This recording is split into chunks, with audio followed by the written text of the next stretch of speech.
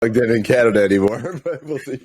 Oh, get it, you man. You know you plugged in. Get out of here. Listen, welcome, guys. You already know who I am. Your host with the most. You gotta let me sugar, fructose, glucose, whatever it is you need. That's what I am. Your neighborhood nice. You know we in the place to be.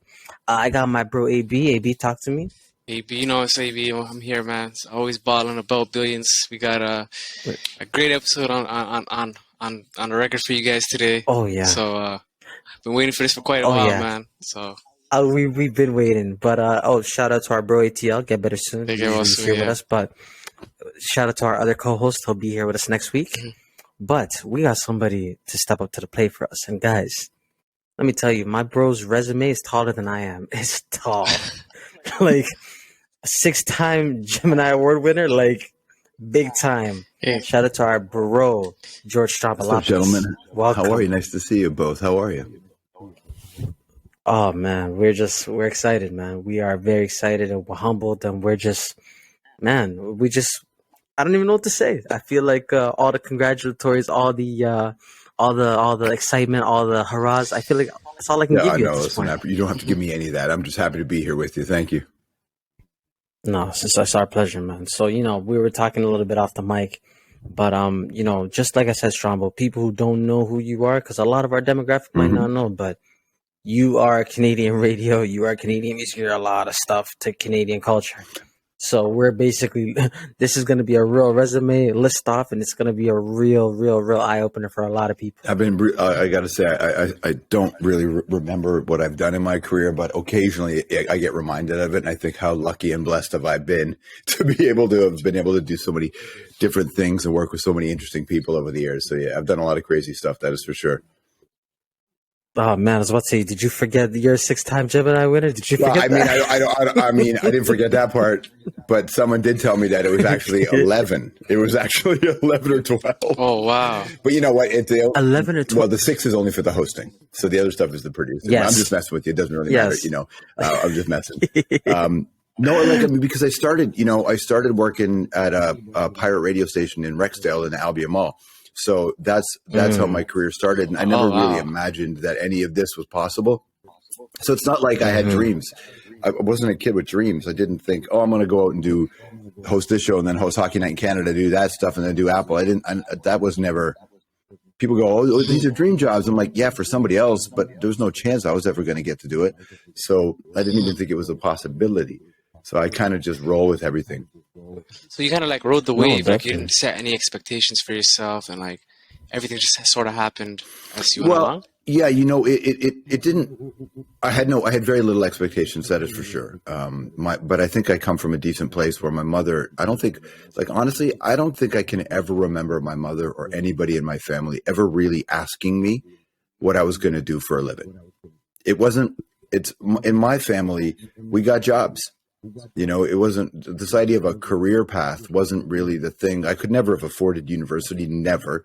Didn't even apply to university, had no interest in university. It wasn't my thing. And I was working at a movie theater at the Woodbine Center in Rexdale. And when Rainbow Cinemas, man? Yeah. Rainbow Cinemas, and before that, it was a Cineplex. And that's where I worked there when I was a teenager. And I wanted to get a motorcycle license, so I went next door to there was a Humber College adult learning office next door to my theater, and I walked in there to get a course calendar to pay for my motorcycle license because they did it in the parking lot of Humber. And I looked through the book and I saw radio broadcasting and I went, fuck it, I'll do that. Like that was honestly it. And I'm a dreamer for sure, and I know that now, but I didn't really think in terms of that back then. I just kind of rolled with life. And I think that's just part of maybe my era and part of, we didn't see, in the pre-social media days, we didn't actually know what other people were doing. So you'd have family coming from other countries or other cities. In my neighborhood, we had a lot of friends who had cousins in either New York or Philly. So you'd meet people. I'd be in Buffalo because I had family in Buffalo. So you would see a little bit of the outside world, but you didn't really know. So it would be like some shit that I would read in punk rock magazines. And I'm so old, man. I remember when hip hop started. I remember when rap started. right? That's how old I am. And like there was a day where there wasn't any, and then there was a day that there was. And so we just kind of learned it from magazine clippings or people telling us shit or some old photograph that somebody had of their dad. And so it was just the idea of like, oh, the world is your oyster. What? No, it isn't. No, it isn't. That's stupid shit that people say to make you think it's your oyster, but it's not, right? And at least it wasn't for me. So I didn't really, but what I did realize, AB, is that I didn't just wait back and let shit happen. I worked at an ungodly pace, right, to try to knock as many walls down as I could so that if there was an opportunity, I was the undeniable choice. That was how I thought. I didn't think there was going to be one. So I didn't just sit back and let it all happen to me. I went out there and I pushed for it all the time, but I didn't know what I was pushing for because I didn't know what the thing was. And that's the thing too, right? It's like when you're coming from like just trying to break into the media scene, especially probably even much more difficult now, just coming from Canada, being from Toronto, being from Etobicoke, you know what I mean? Coming from like a immigrant household, I can imagine like just how difficult it must have been to break those walls down and like how much more difficult it is. Like it's also like kudos, man. You deserve like all the praise and everything that you've ever done. But like, just imagine like trying to make it out there now without social media. It's twofold, right? There's all you're trying to do when you're coming up is get somebody to look at you and hear you and think you have it and believe in you, right? That's what you're looking for. Somebody who has no reason to give you a break to listen to you. It's way easier today in one respect, right? Like now everybody talks about being a content creator or building a brand, right? Like it's accepted.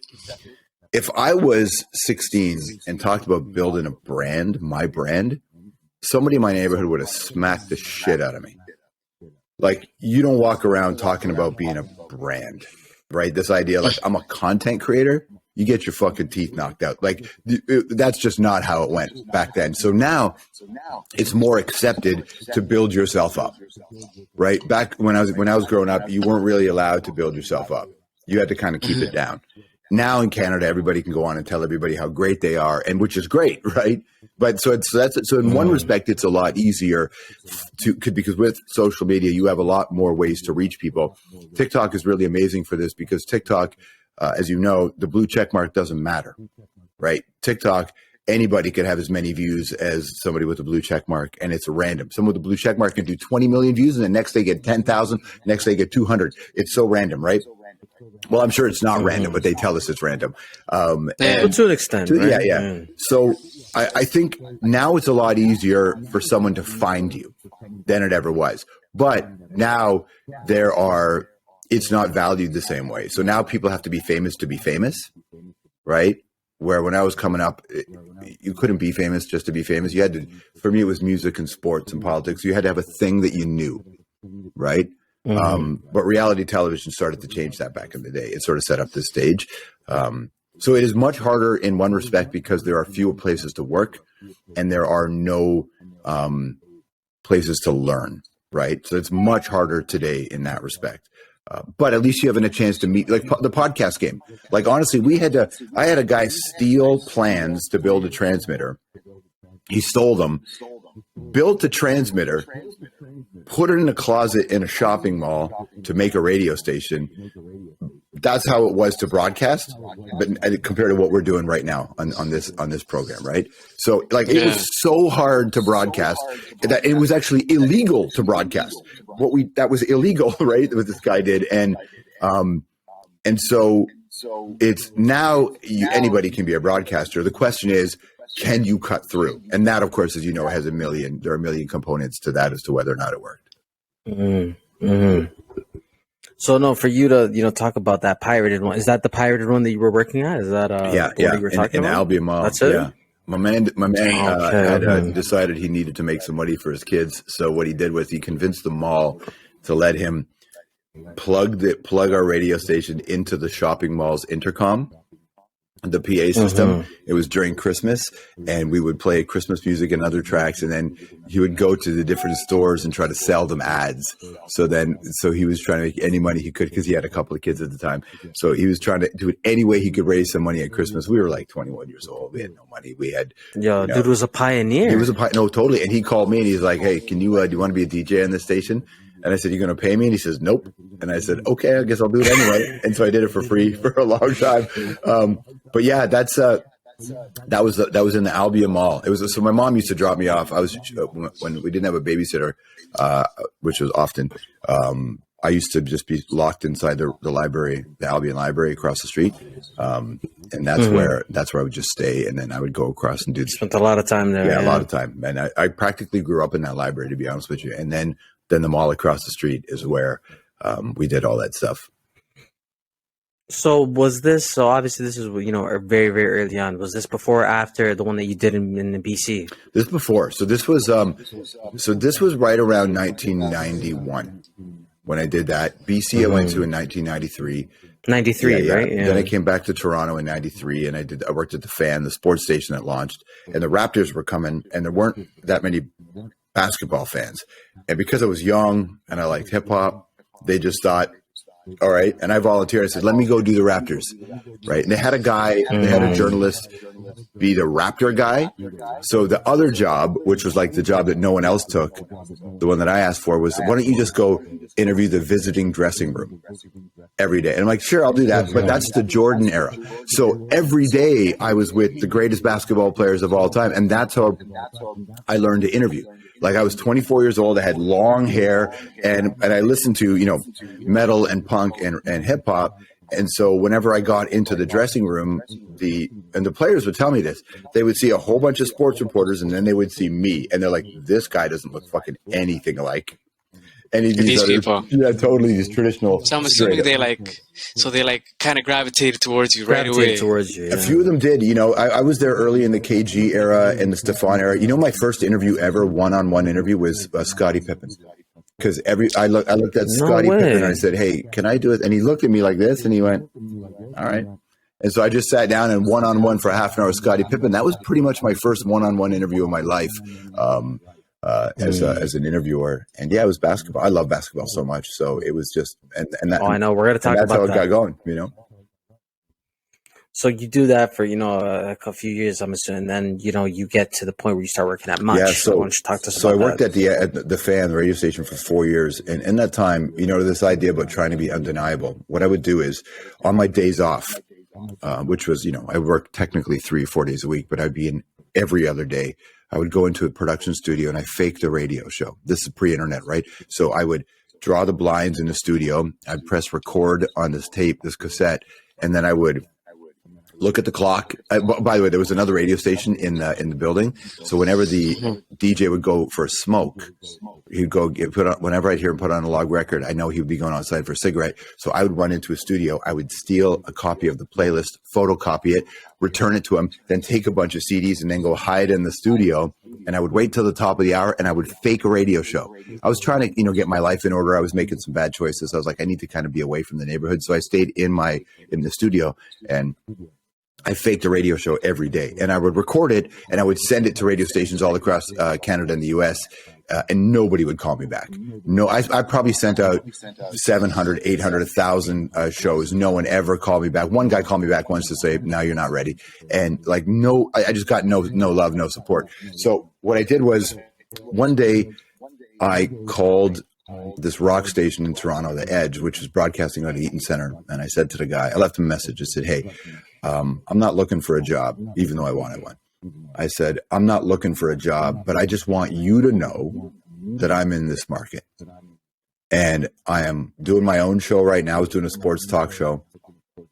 And I was making no money, and I knew I wasn't really going to fit in there long term. And I said to him, "Listen, man, just know that I'm here. And I'll send you a tape if you want, but just know that I'm here." 6 months later, I get a call, say, "Come down and meet me." And the guy said, "Listen, I don't have a job for you, but why don't you come work here?" And I said, What? He said, "Just trust me. Come here. I don't have a job, but come here. I'll tell everybody that you're just going to be giving away tickets to listeners," even though I had my own show, right? And I think he was testing to see if I had ego, and I didn't. So I said, okay, I'll trust you. So I started working at the Edge, and he put me on the radio pretty much right away, doing overnight shows and morning shows. And he really supported me, and then gave me, I guess he liked what I was doing, and he gave me this afternoon drive interview show where I started interviewing all these bands. And that's what led to MuchMusic. So I did that for 3 years. I did the Pirate Station for 1 season. Then I did BC for 1 season, then 4 years at the Fan, then 2.5 years at the Edge. And that's when MuchMusic offered me a job. They had come to me, and somebody at MuchMusic said, hey, do you want to come work here? And I was like, you play a lot of pop videos that I don't like, and I don't think it's my fit. It's my fit. Which is really what I said. I'm like, it's not my fit. And they said, no, we want you to come here and do interviews with like heavy hitters. That's what they said. So I was like, shit, I'll do that. And that's kind of how it happened, honestly. It would just sort of put my head down and just went for it, you know? So is that how you got into the whole producing part too? Because you went from just being a host to now also being a producer, totally, right? Yeah. So when you get to MuchMusic, you produce your own show, your segments, your own stuff. And I learned how to do it. I didn't know how to do it. I didn't know how to cut an interview. I didn't even really know how to do an interview. Like I just was doing what I thought. So I had some natural ability to talk to strangers, but I didn't really know the craft of it. And then I got to MuchMusic, and I met up with some people who, a woman in particular called Tanya, who really helped me craft the art of this. And taught me how to produce segments, and that's how I learned to be a TV producer. Was basically through Tanya at MuchMusic. That was such a great run. Like, it's hard to explain to people just how fucking wild that last era of MuchMusic was. Like, it was the best. It was every single day. A fucking G was coming in the studio. Every single day, people were piling outside to meet somebody. Every day it was hip hop, R&B, punk, metal, like just straight up rock, dance artists. Every day some shit was happening in there, every day. And we were young, and we were on the street. It was just, I mean, it was perfect. Like that I worked there for 5 years. That was everything I needed it to be. No, Much is it's a Canadian staple, obviously. And it's really something that it's very ingrained in who we are as Canadians. Speaking of, obviously, being Canadian.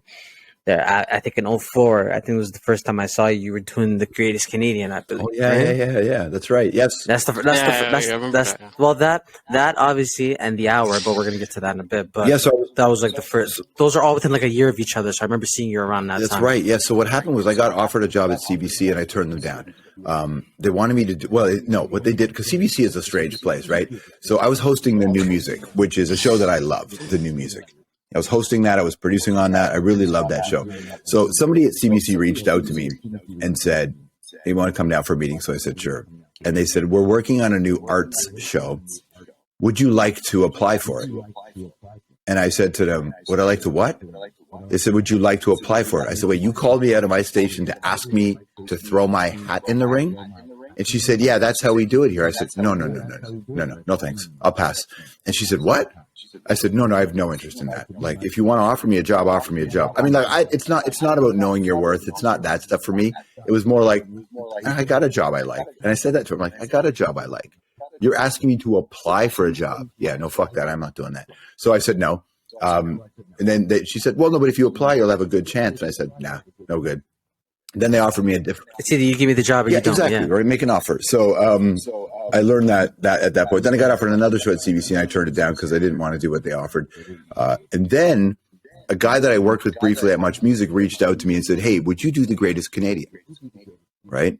And I said, yeah, tell me more about it. So a CBC person reached out to me and said, we're wondering if you'd be interested in The Greatest Canadian. So I wrote them back an email saying, I'll only do it if it's this person. And the person wrote back and said, well, we can't tell you who's in the top 10 yet. Right. And I said, if this person's not in the top 10, I don't want to be a part of your show anyway. And so there, because that person we know is very exactly, it was Tommy Douglas. And so they said, yeah, you can do it.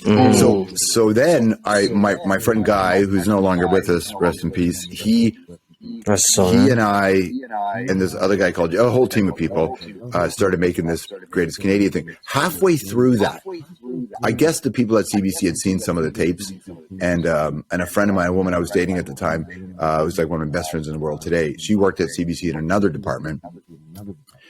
Showed them a copy of an interview I had done with Peter Mansbridge when Mansbridge interviewed me.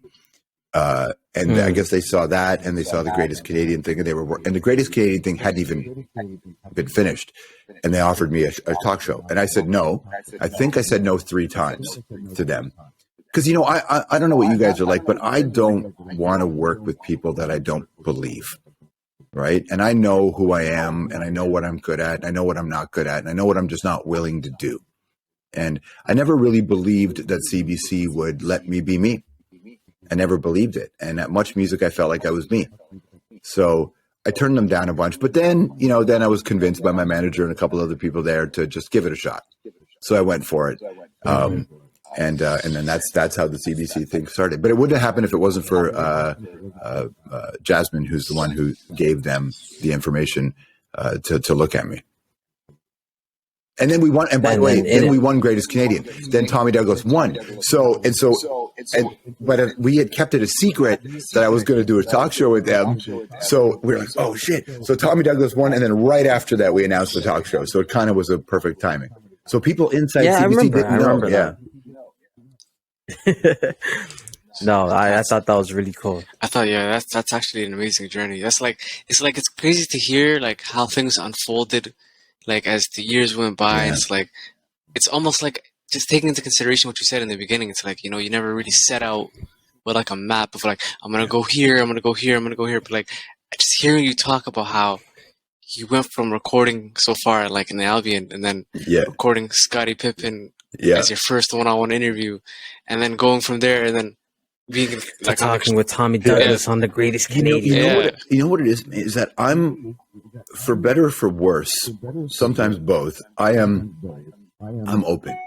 Like I'm open to ideas. I'm not governed in any way by fear. Right. And I was a scared kid, you obviously like everybody is.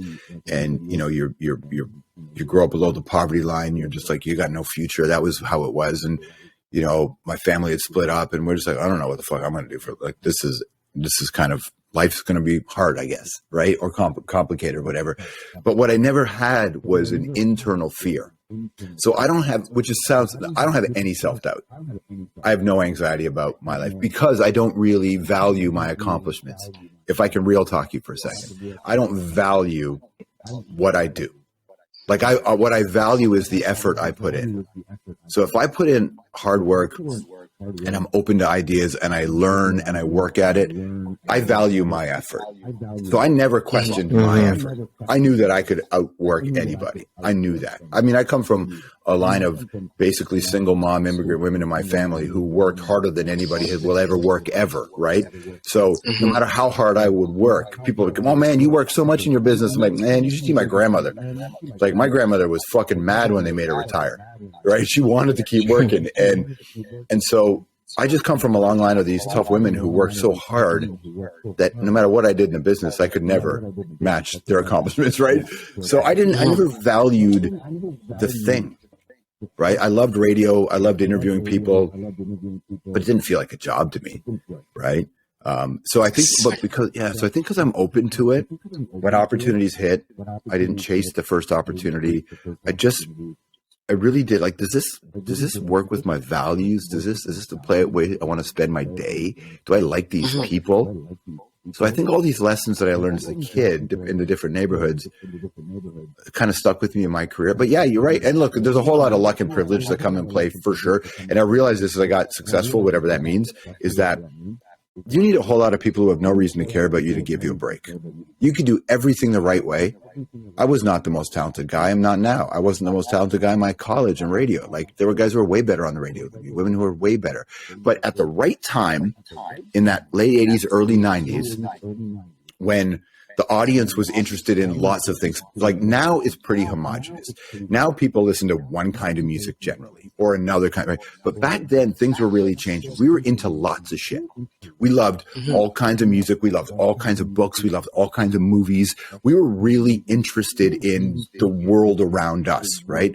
So at that time, I just happened to have a wide range of interests. So, and when I got that radio job at The Edge, where I started interviewing, what the boss told somebody was, he can talk about music, sports, politics, war, cities, neighborhoods, motorcycles because he cares about all these things. So when everybody was so narrow-minded about the thing they loved, I got the jobs because I loved all the things, right?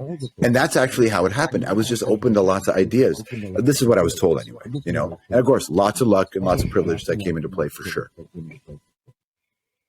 So you finish obviously doing The Greatest Canadian, then very shortly after you start doing The Hour. Yeah, which is crazy to me that we launched that in January of 2005, which is 17 years ago.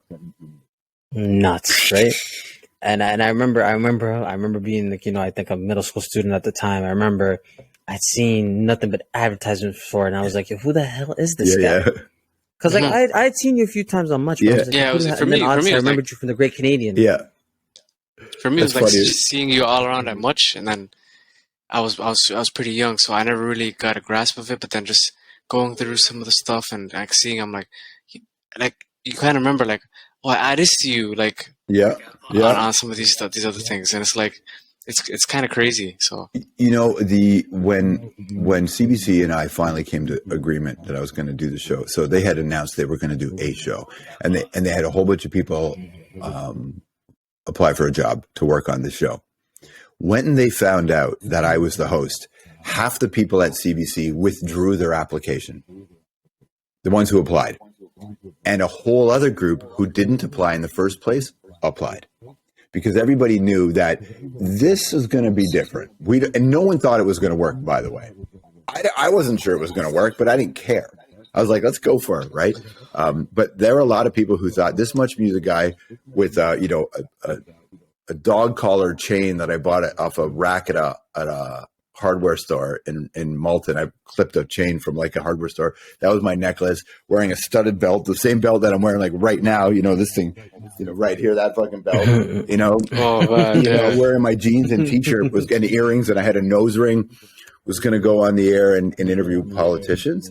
People just thought this is going to suck, but but it worked. We did 10 years of it, right? Which is an amazing accomplishment. I'm so grateful that we were able to do that.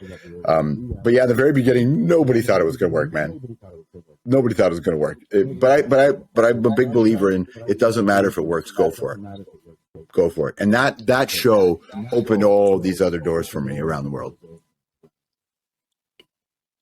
I mean, that's obviously a wonderful story, because it proves that, you know, once you put in the work, that you obviously will get somewhere regardless, as long as you put in the work, right? And I think the thing that resonates with me the most is you saying, you know what, it's not necessarily the work that I do that I take pride in. It's the fact that I put in the effort and that I always put the foot forward, and I put in the, you know, the due diligence, right? Effort. That's something you can hang your hat on. That's something you can respect. Yeah, because what ends up happening is, and this is just a subconscious game you got to play with yourself, right?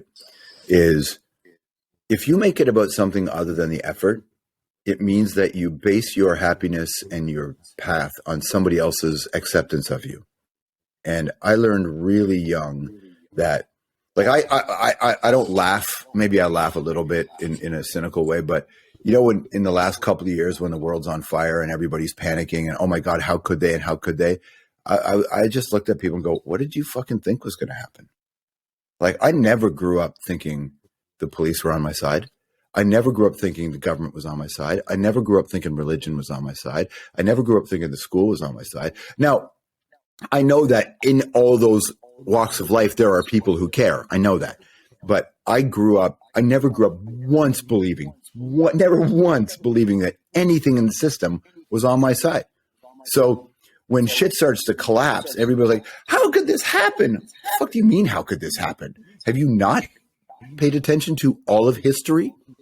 And look, and I'm a white presenting guy, so I don't even have any clue what you guys have to deal with, right? Like, you know, not being white, it's a whole other game. You know, I was able to move through Dixon differently than my friends who weren't white. Black and brown guys had a different experience than I did. I know that.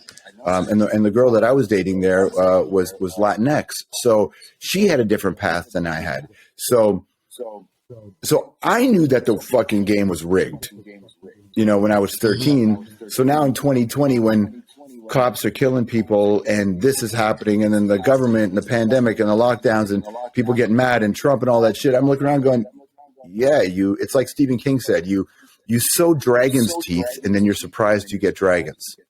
No, we've been sowing dragon's teeth a long time, and now we got fucking dragons, right? And so I never really, and I know it sounds like it's arrogance, but it's not arrogant at all. It's not ego at all when I say I just don't care what people think about me in terms of it doesn't validate my experience, like at work, because I can't.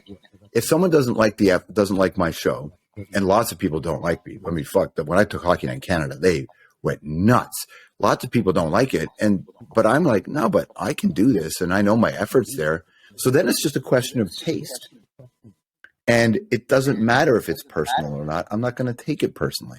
I'm on a whole other trip, right? And that's how I kind of approach my whole life, Mm-hmm. And that's So speaking of obviously that, we're gonna go ahead, AB, go on.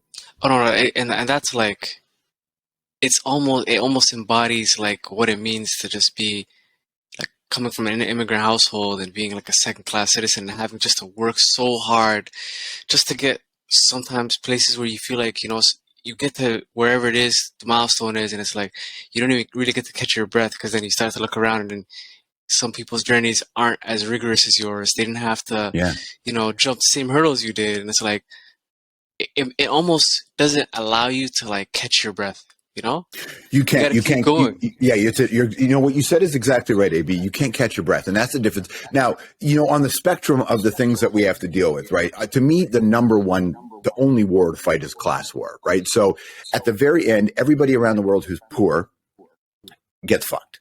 And so I had that to deal with. I grew up below the poverty line. I grew up poor. But I was white, or ethnic. And so I had to deal with this. I didn't have to deal with this, right? And then so as you get through, and like you said, you never take a breath. You can't catch your breath. You got to go, go, go, go, go. You realize that, holy shit, as hard as it is for me, there are people who have to deal with more than I have to deal with. Way more than obviously. But again, you remember, we're talking when you're 16, 17, 18. We didn't know all the language and the tools we have now. We didn't have that in 1987. We didn't know about this stuff. I never even heard of the concept of privilege in 1986, right? And I couldn't even have imagined that I would have had any growing up poor. But then you realize, oh, fuck, you know what? I do have this privilege, right? Oh, I have this. So what ended up happening for me, and I think this is a big shift in my brain, was because it was a bit of a struggle for me to fight through and I couldn't catch my breath. I didn't think that, well, because it was that hard for me, it should be that hard for everybody. I thought, oh no, I got big fists and no fear, so I should use it not to fight my way through, but to create a bit of a path so someone can come behind me. And then that person can fight for the people who come behind them, right? And that we could build a movement of people from Rexdale. It was like the West Side Kids, right? Just, can we get the Jane and Wilson, Rexdale kids? On my show, I would interview kids. I grew up in North York, so I went from Jane and Wilson, Jane and Finch to Reg. I lived on Chalk Farm before I went to Rexdale, and I interview people in my old talk show who are from that neighborhood, and then Malton and Rex, and I'm like, fuck, see, and we see each other differently coming from our neighborhood. Like, just like my friends who are from Scarborough and East York, they see themselves differently, right? We just see it a little bit differently, and I learned really early that there's no chance the system's going to be there for us. But if you do enough and you get lucky enough, you can take advantage of the system, which is what I did, right? When I got some opportunities at MuchMusic, I'm like, I'm going to make this count, right? But never once did I in my head think, well, fuck everybody, I'm trying to keep people out. Never. It was always about bigging up where we're from. Like, people know it. People know that I'm from Rexdale and Malton. People know it because I say it all the time, right? Because I want people who grow up in Rexdale and Malton to know that, yeah, you know what? It's a different time. I'm a different guy. It's a different thing, but I'm from there. Like, I'm from there. I grew up there, and it's. But you're right. You can't catch your breath. You can't catch your breath. But I never thought the system was on my side ever, right? So it's just like, well, no one ever wanted me to catch a breath. So, that obviously being said, you do, the hour, obviously you go through like a small rebrand with the name change, which I thought was stupid anyway. I thought the hour was catchy. So we're not going to talk about, that time you did that reality TV show, because that was shit. Which one? I'm telling you right now, that was Which one? What was it called? The One? Yeah, it was shit. You saw that show? The One? Shit. It was shit. Show. You didn't see I that did. show. It was shit. That show was not shit. But okay, all right. No, that was not your best work. That was shit. I thought it was pretty good in that show. No, listen, man, that's what I'm saying. Like, some shows work, some shows don't work. Some shows work, some shows don't work. That's the thing. It's funny that we had about 9 million people watching that show in the US, but they wanted 14 million. No way. But they wanted 14 million, right? And the people who brought us on, who created that show, the network, that person left, so a new boss came in, and we weren't that show. Right, that we weren't their show. But look, man, that show had lots of problems for sure. But they all do. That's the thing. All these shows are good and bad. It's just a question of, does it line up with the right timing? That's what I realized about TV. You know what show was good, even though it never got any airtime. The one that you did on CNN after that. Yeah, so we signed a contract. So yes, I enjoyed that show. I shot 10 episodes in 4 days. Just down the street from here, and I had a contract with CBC still. And so I couldn't do a show in the US that aired in Canada while my show was on the air. So we cut a summer deal so I could do 10 episodes that aired during the summer. And then the last episode aired before I had to go back and launch my new show. But it was the same scenario, right, where new bosses came in. But honestly, I shot those 4 shows, and then I split. I went to Europe. That was it. So I only did 4 days. But that one was dope, fun, though. And we had Wiz Khalifa, Kevin Smith on that show. We had all kinds of. That's the one I seen with Wiz Khalifa. Yeah. And we're referring to the show you had on CNN, right? Yeah, that's right. Yeah, it was the talk show. No, that was dope. Strombolopoulos, I'm not gonna lie, that show was dope as shit. I'll be honest. That one was dope. Yeah, that's the one. That was so fun to do. That was good. And you know what's funny is that because it was in Hollywood, it was right near my house. I would just get on my bicycle and I would just ride to the studio. I would just ride to the studio, do the show. It was pretty funny. Man. So then, now we get to sort of your and like, I don't know if you necessarily hang your hat on it because of how shit went down, but as a hockey fan, it's supposed to have been a big deal for you. The Hockey Night in Canada. Doing Hockey Night in Canada was huge. When they offered me Hockey Night in Canada, I called them and I said, "You guys are crazy. You don't want this." I actually said that. I'm like, "You don't want this." They said they did. I didn't believe them, but I took the deal anyway because I thought, you know what? You had to. Yeah, man. I had to. The CBC show was coming to a close, and it was also like a way to finish the game. Growing up in Canada, there are only 3 shows that really resonated with me as a host. The only 3 shows. The New Music, Hockey Night in Canada, and The National. They're the only shows that when I was growing up were the 3 shows that I looked at and said, The New Music, Hockey Night in Canada, and The National. And I had already had the New Music. So... And I just thought, man, if I lock the Hockey Night in Canada contract down, I'll be the only guy in the history of the country to have this career. Like, honestly, to do the 2, And I made a decision ages ago not to go down the journalism path on the National when I was at CBC. Not that I ever would have got that show. But that's the only show I would still do, by the way. The only show that I would still do is the National. Because that show just means so much to me, and I would love to. No, you have to check off your list. You have to. Well, yeah, and also I would like to change the way news is delivered. Right, I would like to change the way news is delivered. Absolutely, that's the only show back in Canada that I'm even remote. By the way, they would never. But that's the only show that in my mind because they're the 3 iconic brands to me growing up. And so I got the 2, and I'm like, yeah, fuck it, let's do hockey. I knew hockey wasn't going to last, but what I knew was that I was going to shake it up enough that we were going to make changes. And we did. Like, what people don't know, like what we were able to do behind the scenes, like what I was told by the guys who ended up getting rid of me was that when I was the host, the ratings went up with people who were under 30 and with women. Like, that was the job. I did the job. But the problem was the guy who hired me left right away. So he left me to the wolves. This happens every step of my career, by the way. And when as your career is growing business, this is what's going to happen. Yeah, you're going to get a job, and the person who brings you in is going to leave. That's what happens. And so, but that's okay. With Hockey Night in Canada, I knew I was going to make enough money that when it ended, I'd have a couple of years where I'd be okay, right? I knew that the money was going to be fine, and that we made sure of that. But also, I knew that. Well, look, you saw it, man. You saw it when the world started to burn down. You saw how quickly most sports broadcasters around the world, and particularly in Canada, just couldn't fucking handle the real world news. Racist shit being said, misogynist shit being said, crazy shit being said. And I'm just like, that's what we were trying to change, by the way. And that shit was changing when I was doing the show with my crew, right?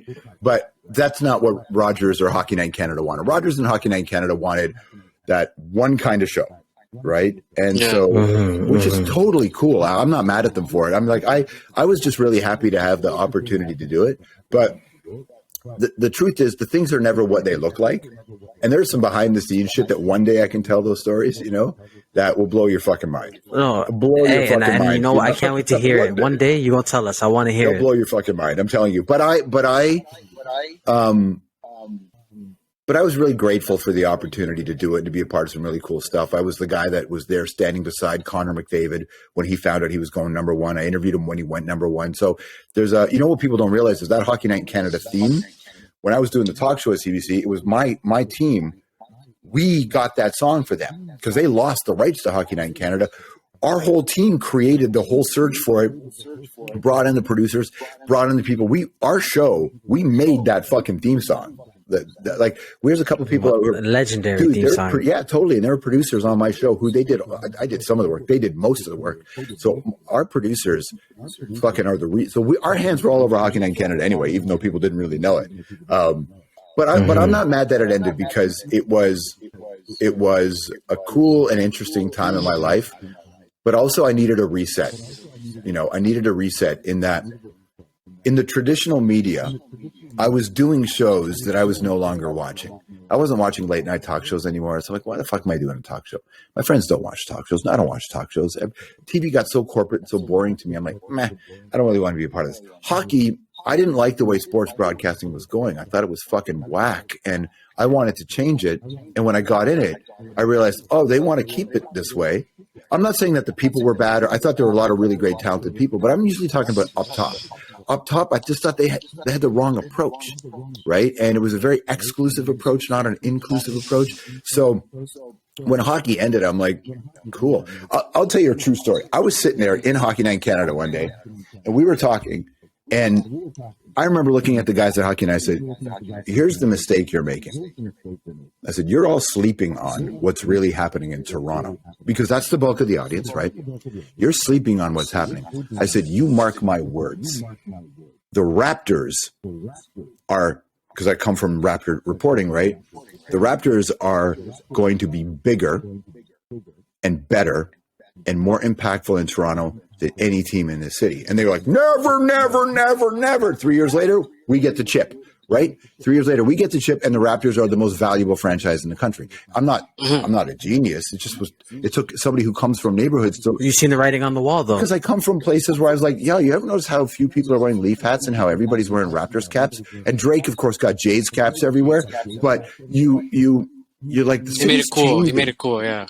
Totally. And the city was changing, but it wasn't changing from my perspective or for your perspectives, because it was a city we knew that was finally showing up, that was being seen, right? And I remember at Hockey Night going, you got to change your TV, man. I'm like, this is insane.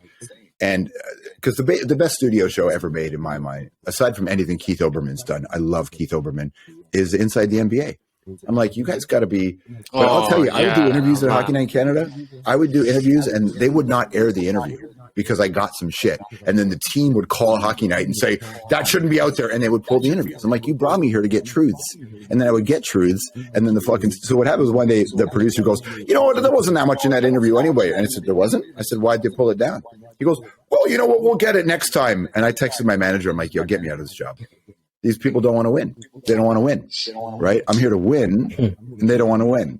I don't think I've ever told you that. You got to take those. The thing is, when it pertains to sports, sometimes you got to take those risks to make those specific shows. And it's crazy because it's like sort of synonymous in the NBA now. Like a lot of these guys that do those kind of shows. Like for instance, if you just take the 100 shows Stephen A does, it's like he's always sort of breaking those truths, right?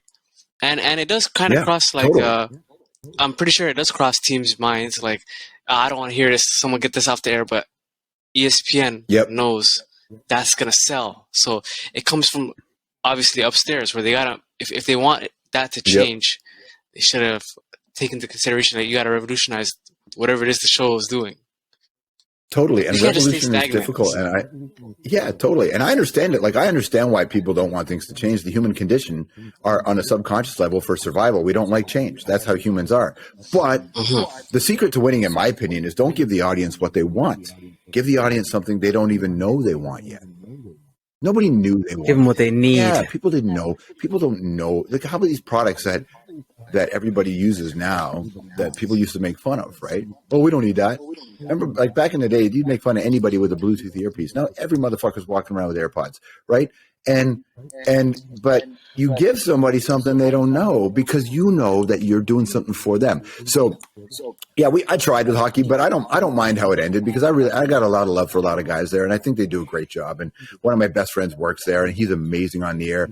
And there's some really, really good people there. But I'm telling you, like the infrastructure of it when I was there, I can't speak to it now because I'm not there now.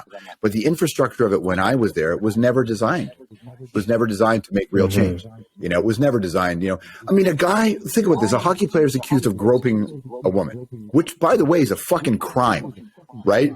Oh, 100%. Broadcasters go on the air going, oh, you know, these young guys getting into trouble. I'm like, homie, that's a crime. What are you doing? Right? I remember, like, I was just like, man, what the fuck is wrong with these people? And then I realized what's wrong with these people. They've been getting away with it for so long. Now, I'm not talking about like they're bad people, the sports guys in particular, but I'm saying that the culture allowed that kind of shittiness. I'm like, this is not cool. This is not cool. So I tried, but it wasn't. What did the guy who got rid of me say? He said in an interview, I was the right idea, but at the wrong time. That's what he said. Somebody said that to me. I'm like, all right, well, sure, whatever. And I can't imagine because obviously you being such a like deeply rooted fan of hockey, like it's literally noted with you, like hockey's your shit, right? You know, I read that you're a Canadians fan. By the way, you know, rest in peace, Guy Lafleur. Yeah, no I know kidding. I know that was tough on you. You know, I didn't realize because in my mind he was a lot older than he was, but I'm like, yo, Strombo probably watched this guy. Oh fuck, I saw him That's play probably live. a guy that he really knows. I saw him play live in Toronto. Yeah, totally. So I'm like, yeah, like Strombo knows the guy, right? So rest in peace to that guy. Thank you. And you know, like I said, like I was just thinking about it. I was like, imagine somebody who has such a passion for sport. They sit there, they want to do this job, and they actually give a damn about the job, and they want to do it well. And then it doesn't turn out the way it's supposed to, because I'm a firm believer that if you're passionate about something, people will see that. Like, you can't teach passion. You're right. And I'll say something, you know, my friend Bob Mackwitz, who has a sports podcast, who has been my best friend, and we've done work together for our whole careers, said to me, don't grieve a show that never existed. Right? Don't grieve a thing that don't grieve a relationship that wasn't that relationship in the first place, right? And when I got into the Hockey Night in Canada world, I looked around and I thought, it's not equipped to do the thing that it needs to do from my perspective. I'm not saying my perspective was right. It was just from my perspective. It's not equipped to do the thing that they asked me to do, and that's never going to work. So I knew right away, that it wasn't going to work, right? What I didn't realize was that the end of that show was going to set me up for a next stage of my career that would be bigger than before. Because I kind of thought after Hockey Night, I'm like, I don't know how you get bigger than that. You know, bigger's not the goal, but how do you best that? How do you top that? Yeah. And there were people on my team who were like, yeah, this is going to put a stain on you. And these are my people saying this to me, right? And I'm like, I know it had nothing to do with me, but all right, cool, no problem. And I just sat back and I thought, all right, you know, I never count myself out anyway. Like I said, I know that I have the effort. What I didn't realize was that, you know, by this point, right, I'm 40 something years old. I don't know how old I was when hockey ended. I'd been in the media for a long time. What the end of hockey did was tell everybody that I was too edgy and too youthful for that. And so it put 10 more years on my career, right? Because when the newspaper wrote an article about it, they tried to reach me for a comment. I didn't call anybody back because fuck that. And they said, Strombo couldn't be reached because he's busy riding his motorcycle across the U.S., which was true. I was riding my motorcycle on just camping with my buddies, just riding. And what I realized was that TV was changing in such a big way that I didn't need that to grow. I didn't need that at all. And I got very lucky that Apple was there at the right time. I built the House of MuchMusic thing there. I got a couple other things that are coming now that are directly related to that hockey experience that I would not have had if it didn't go the way it did. So it was a bit annoying in the beginning when you're like, man, this isn't going to work. That kind of sucked. But I very quickly just was like, that's okay. This is life. This is life, you know? I don't believe that in our business, people talk about how everything's a sacrifice. It's not a sacrifice. It's an investment. A sacrifice is when you do something for nothing in return. I put all this time and energy into my career, not as a sacrifice. It was an investment. And sometimes your investments return, sometimes they don't. And that, to me, I'm very practical about that.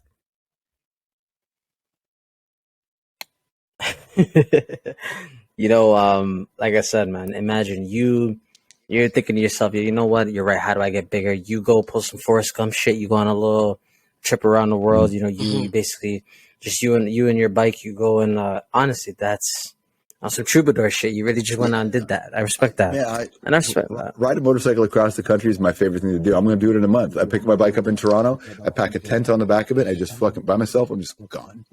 Right? I love doing that shit. Adventure. I love adventure. I can tell just based on your journey. But I had a question. It's like, I know you did hockey night, but like, did you ever go back and like cover the Raptors in any way? Like, were you? You know, when I was doing the talk show, I kept bringing athletes on. You know, I had LeBron on that show back in the day. I had, you know, CB on the show. Had lots of hockey players, lots of athletes on the show. Definitely.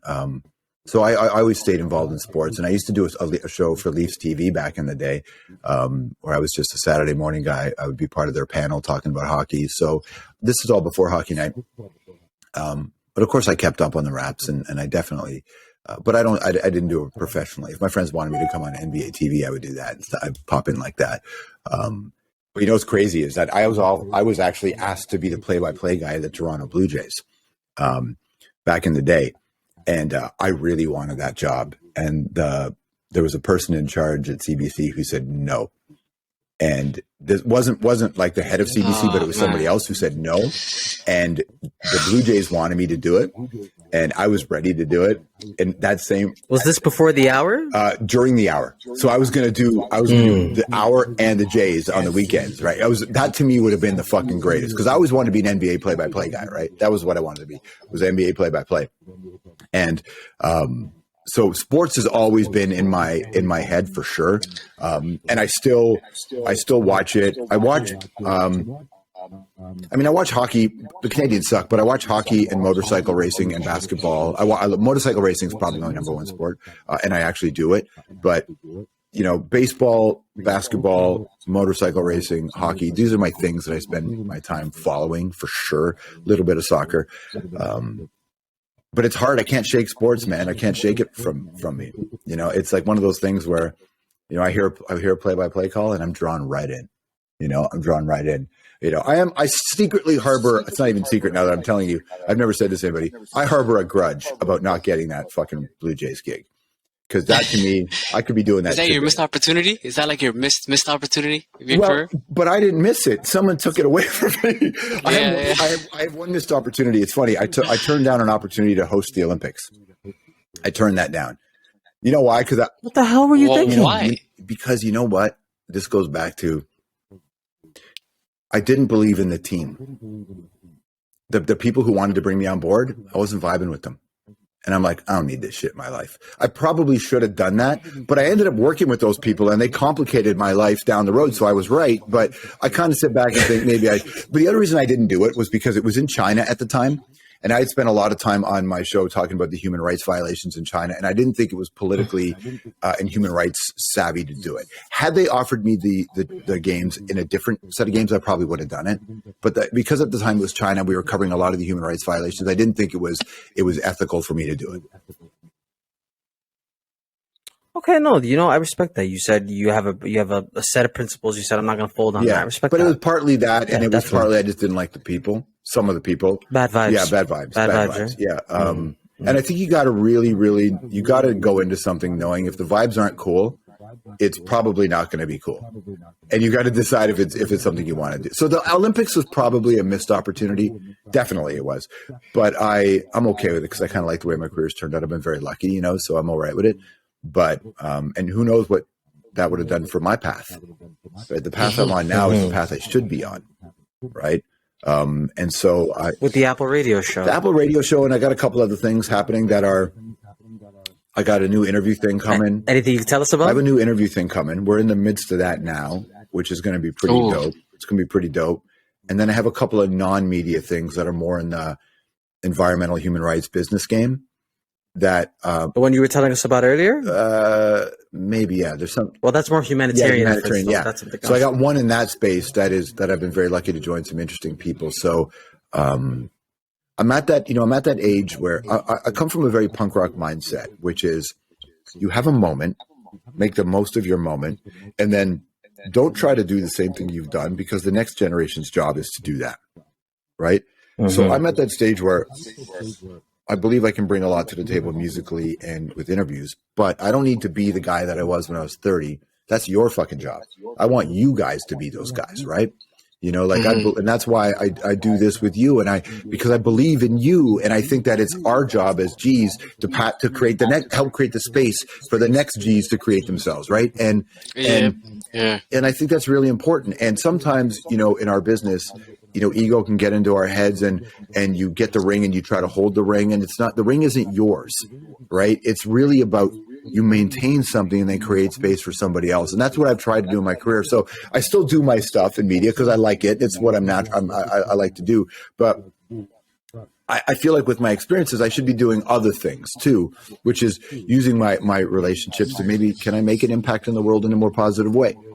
You know, the thing is when you're in the public eye, you get given a lot of stuff. So you take a lot. And I think you got to give as much or more than you take in this world, right? So that's a big part of my mindset as I get older. I'll never not be, you know, like the guy that wants to sit here and talk truths with you. I don't like being interviewed most of the time because there's not real talk. This is real talk. I like this, right? So that's why when your man reached out to me, I was like, I'll be happy to do this. This is Neighborhood Kids. I'm in, right? I'm neighborhood man. Oh, for sure. I'm in. I'm a neighborhood man too. Trust me. We were so excited, man. I'm telling you, man. It's actually, but it makes sense. Like just how you go about things. Like it actually shows like you're just like us, you know, in your own different way. We all have the same journey, you know, and we all kind of go through the same struggles. Yeah, whatever it is that you want. Yeah, in a lot of ways there is definitely some overlap.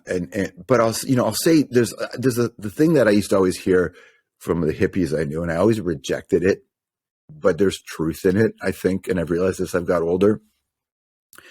You got to put intention on it. Like you got to put intention on things.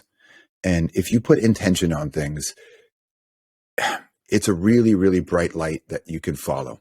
You know, it won't always work. It'll sometimes lead you into the rocks, right? But you got to put intention on things. And the older I get, the more I understand how I can use that. This is shit I just didn't know when I was 30, you know? It's just shit I didn't know when I was 30, but I learned more. You know, when you know better, you do better kind of thing. That's how I'm trying to grow as I get older. And I do think it really fucking matters that, especially in media, because I'm watching a lot of my contemporaries in media say some stupid shit on their shows. I'm like, what? How do you not see that? How do you not see that that's racist or that's sexist or that's homophobic or that's transphobic, and none of that's okay? And if you're not fighting for everybody's rights, you're not fighting for anybody's rights. That's the thing to me. It's equality for all, or it's equality for none. You know, like I have my friends who are like, oh, I believe in this, but I don't believe in that. Like my friends who they fight this, but they're homophobic. It's like, dude, you got to shake that, man. You got to be a fucking ally. You got to be an ally. Anybody who's oppressed, if one person's oppressed, everybody's oppressed, which is, of course, the catchphrase.